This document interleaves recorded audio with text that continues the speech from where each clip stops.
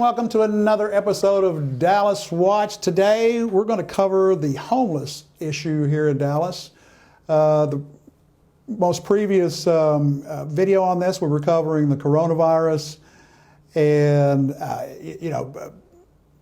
morphing into the homeless situation because, homeless camps breed diseases, okay? I mean, they're almost any bridge in the city of Dallas, you can literally see a homeless camp. I've got some pictures of homeless camps under bridges. One of them here is right where Interstate 35 splits off from 183. There's a homeless camp there. There's some pictures up there. I will show you. These guys live there, and they, when they put together these camps, okay, they don't put in any plumbing. All right, the city doesn't come out and make sure the pipes are hooked up to the sewer system. You know what they're doing with their business, just like in San Francisco. They're pooping right there. And if you look at these pictures, you're going to see all this clothing and trash around. So because of the toilet paper shortage, they didn't cause it. I'm sure that they're using clothing as toilet paper, taking care of their business that way, leaving it on the ground. And the rats and the mice and the cats and the dogs are up there sniffing on that stuff, eating it and passing it around. It's disgusting.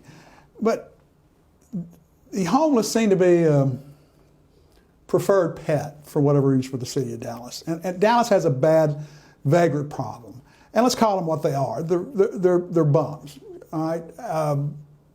Vince from Pulp Fiction, when Jules was going to walk the earth, he said, "You're just going to be a bum." He says, "No, I'm going to walk the earth." "No, you're going to be a bum. A bum's a bum. You're not working."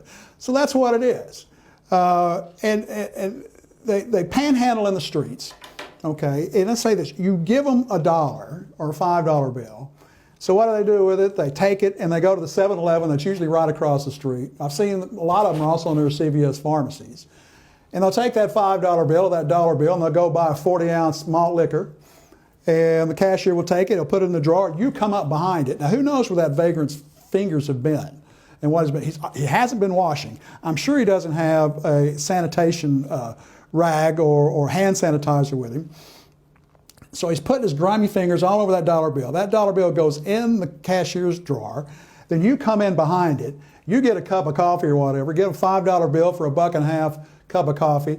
And then you get that grimy $5 bill or that $1 bill. And then you put it in your wallet and you're touching people. And you come home and the kids are asking, the wife asks, "Hey, can I have a couple of bucks to go get this or buy this?" And you pass that $1 bill. It just goes on and on and on. It moves. It just is. The transmission of disease is that's one of the places we really need to look at if you're going to do it. And like I said, they're setting up housekeeping under bridges. It is a filthy and disgusting place for them to live. And actually, and the homeless, I mean, we give them money and we shouldn't. And I used to, as a matter of fact. And I did it last Christmas as well. For about the last few Christmases, I live in a high-rise condo building, and I'll do a coat drive. And if anybody has any leftover coats around Christmas, they might be getting a new coat for Christmas, or they got a new coat for Christmas, and I keep it out there till about the middle of January. I gather these, and I take them down to homeless shelters and so on. And I got to noticing that I'm taking these coats down there, but all the homeless are very well, I say well clothed. They're not iron clothing, but they're clothed. They got jackets on, they got coats on, they got shoes, they're getting all they need. And they're usually in there waiting in line to get help. And you Google homeless, and I'm going to put this up here too. You'll see a map of the city of Dallas just from my area code of close ones by, of all the homeless shelters. I'm counting 1, 2, 3, 4, 5, 6, 7, 8 homeless shelters in this one little area. I'm also going to show another little picture up there. The homeless shelters are now rated by Yelp. Okay? You can go on Yelp and you can rate a homeless shelter. If you're homeless and you go to a shelter, you can give them 4 stars or 2 stars or 1 star and say, "I'm never going to go there again." Or, "Hey, this is the greatest place. They give hot spaghetti," whatever it is. So the homeless are pretty much well taken care of.